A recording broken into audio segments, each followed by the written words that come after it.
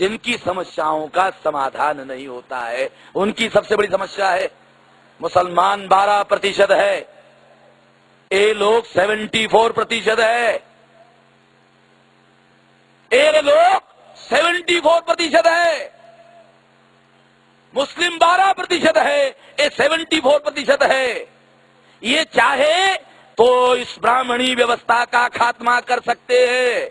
ये खात्मा ना कर सके, इसके लिए मुसलमानों के बारे में उन्होंने उनके अंदर गलतफहमियां पैदा की और उनका वो अपने लिए इस्तेमाल करते हैं।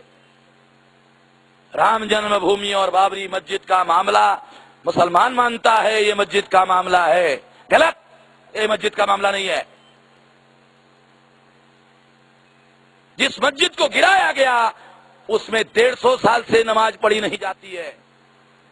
मुसलमानों को उस मस्जिद की चिंता करनी चाहिए जिसमें नमाज पढ़ी जाती है।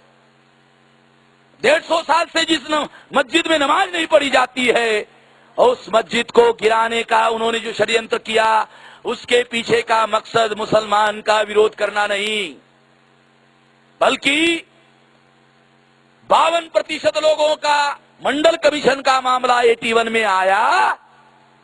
और अगर 52% का मंडल कमीशन लागू होता है तो जानते हो क्या होता है? 52% लोगों को अगर मंडल कमीशन लागू होता है, 52% अधिकार मिलता है। जब 52% अधिकार मिलता है तो मुसलमान के हिस्से का कुछ नहीं जाता, ब्राह्मण के हिस्से का जाता है। 71% ब्यूरोक्रेसी में ब्राह्मण है।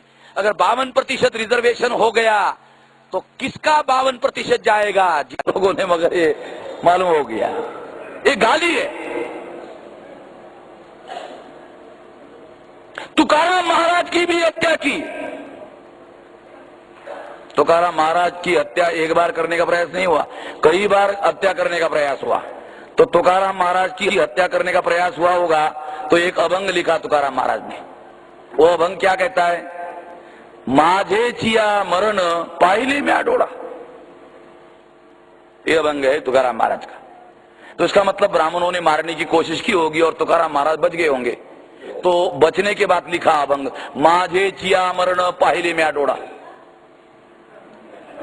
मारने का प्रयास किया होगा और बच गया होगा, बचने के बाद में लिखा माझे चिया मरण पाहिले में आडोड़ा।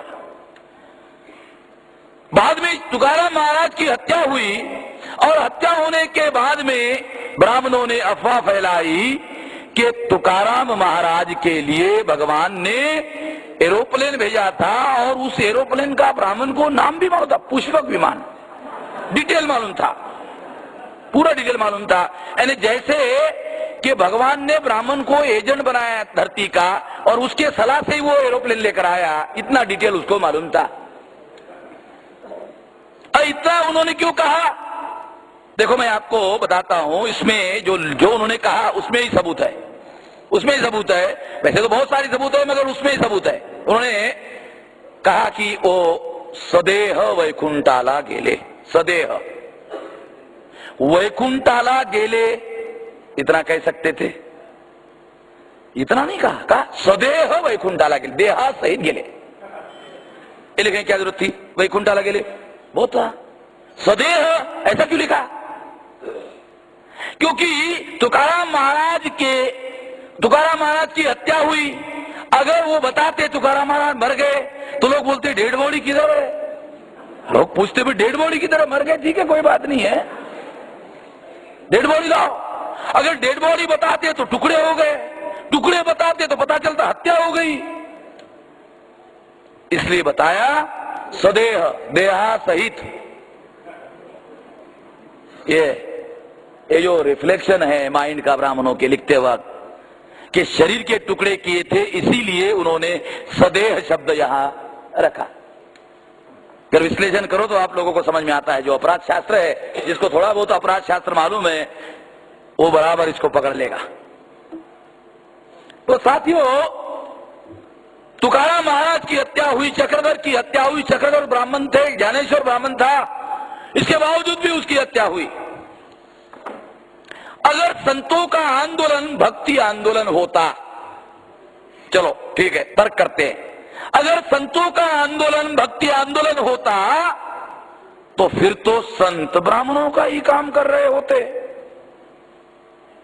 अगर संत ब्राह्मणों का ही काम कर रहे होते तो फिर ब्राह्मणों को संतों की हत्या करने की क्या जरूरत थी, क्या आवश्यकता थी?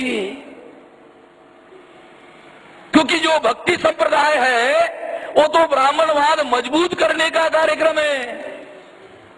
भक्ति शब्द का अर्थ जानते हो? आप लोगों को मालूम नहीं होगा। भक्ति शब्द का शाब्दिक अर्थ क्या है जानते हो?